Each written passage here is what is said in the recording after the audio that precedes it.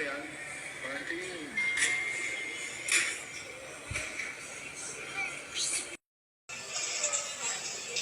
Sa box pa naman din yan. Kumuha pa rin. Tatlong taon ako. Dalawaan yan. Hindi, tatlo ng kumuha. Yan. Yan, isa yan. Ayan.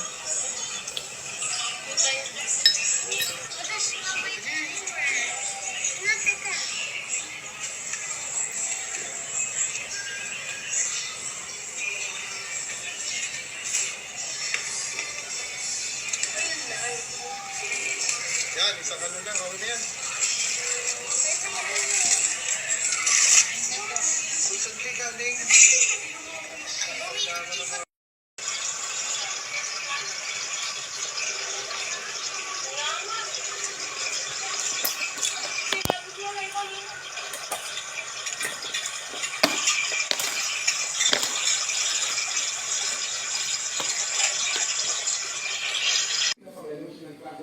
Ng lugar ngayong araw. Dahil lang hindi ko sa diskuso.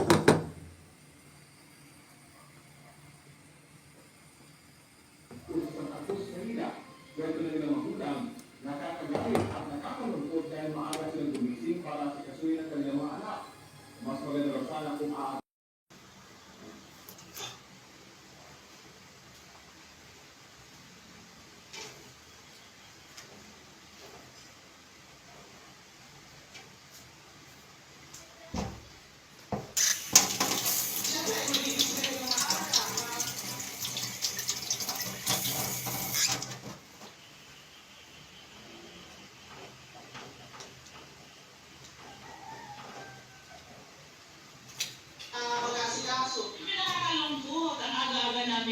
gising para magbihis or magluto para sa mga anak. Tapos ngayon, ngayon lang nagsuspend. wala pong pasok ngayong Lunes sa lahat ng angkas sa mga pampubliko at pribadong eskwelahan at pasok sa opisina ng gobyerno sa NCR, Cavite, Bulacan, Laguna, Quezon, Camarines Norte at Camarines Sur. Gayon din sa Albay, Catanduanes, Sorsogon, Masbate, Northern Samar, Occidental Mindoro, Antique, Negros Occidental, Pampanga at Rizal. Tutok lang po sa balitang hali para sa iba pang anunsyo ng class suspension.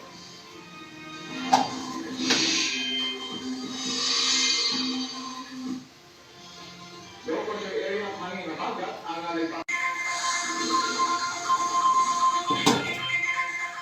Simula ngayong araw, epektibo na ang 6 araw ng pagbabawal sa pag-aangkat ng mga regular at well-heeled rice. Alinsunod sa Order 93, epektibo ang rice importation ban hanggang October 30. Ayon kay Pangulong Bongbong Marcos, layo ng ban na ma-stabilize ang presyo ng bigas, pati na matulungan ang mga lokal na magsasaka na mabili ang kanilang palay sa tamang presyo. Posibleng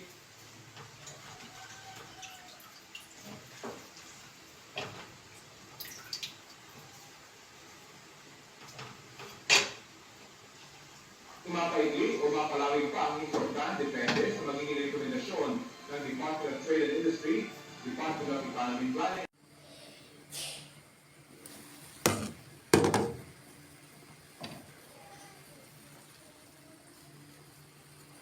For Christopher birthday. Ang hindi pagbahang naranasan din ang kalsada sa Metro Manila nitong weekend. And kasunod ng naranasan pamulan. Ito pala, mali pala yung number, ma'am. Yung una pala, 222.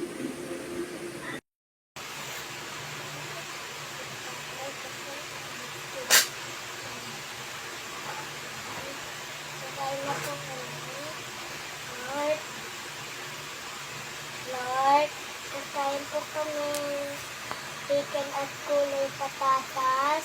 Lord, masarap pong luto ni Mama. Lord, gusto ko po yun.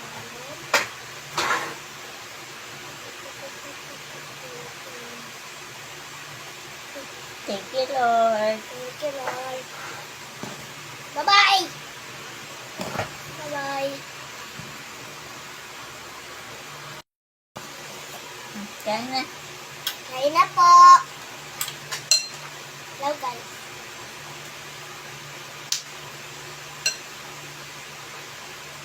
Wow. Pwede mo, pwede na gulay. Yan. Yan. Yan. Yung gulay din, yung gulay. Dami, yung kanin. Sobrang sarap yan. Kain ng gulay. Opo, kain ng ulam. Kain ng gulay. Ma, nakaano na? May sili na yun ang isa.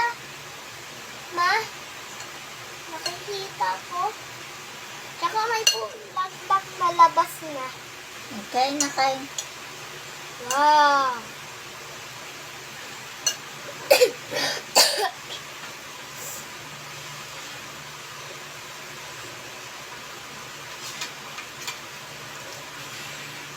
Kain po.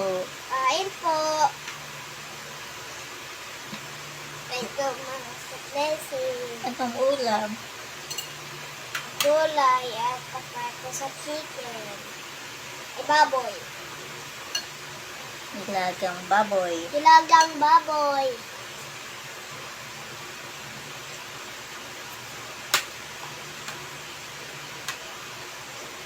Kain ng gulay. Kain ng gulay. Pagkatapon ng hilagang baboy. Sarap.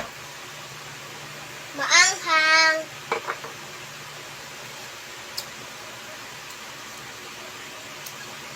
Sarap. Sarap luto ni Mama. Opo. Ito lang. Huwag mong kamayin. Sarap. Yummy. Ito.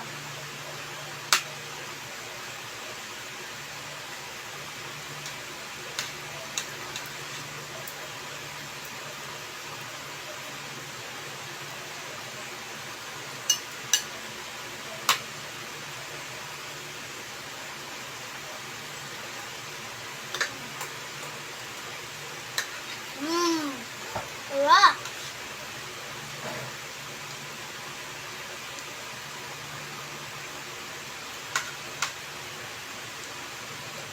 Sarap.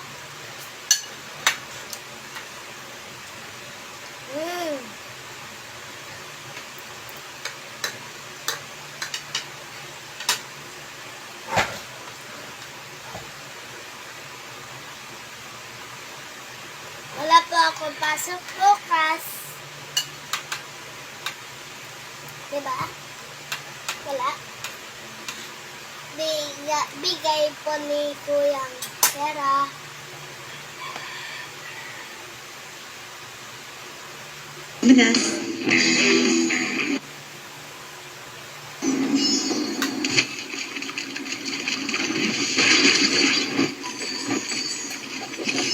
Kain. O, kanin.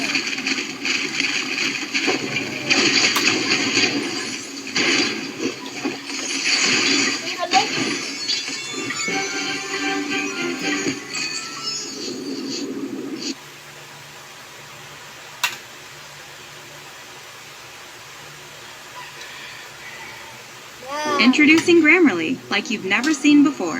Your all-in-one writing essential. This is Paraphraser, your go-to tool for writing that's sharp, clear, and ready for whatever hat you put on. It works like this. Here are some notes from a busy meeting. Paraphraser helps turn messy notes into polished writing, no extra effort required. Click on this icon to choose the tone of voice, and voila! Professional, casual, friendly, you name it. Today, it's all business. With just a few clicks, the message is clearer.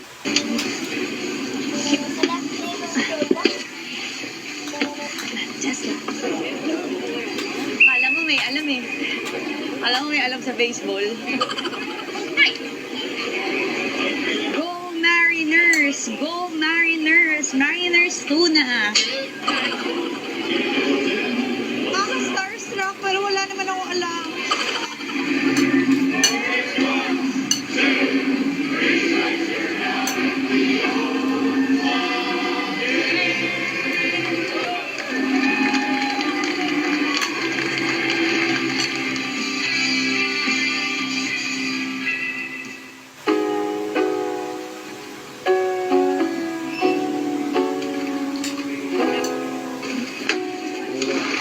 That's good vibes. Thank you. Yeah, thank you guys. Thank you. Thank you very much. I got cute bags for sina Mama Jerry, Wala sina ba yung tubo? Marami Finon. ako magsasarap. Thank you. So, ang cute ng mga nabili ko, guys. Ito. Yan. So cute. Parang yung Trader Joe's, pero iba yun.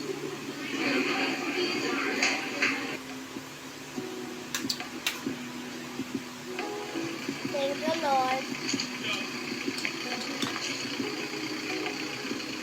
May Hindi balon. ko alam kung saan papunta. Sumusunod ako sa maraming tao. Psst, Pogi. Matagal pa yan, Christmas. I like Seattle. For me, Bye-bye. it's the best. Bye-bye. Seattle's the best. Bye na po.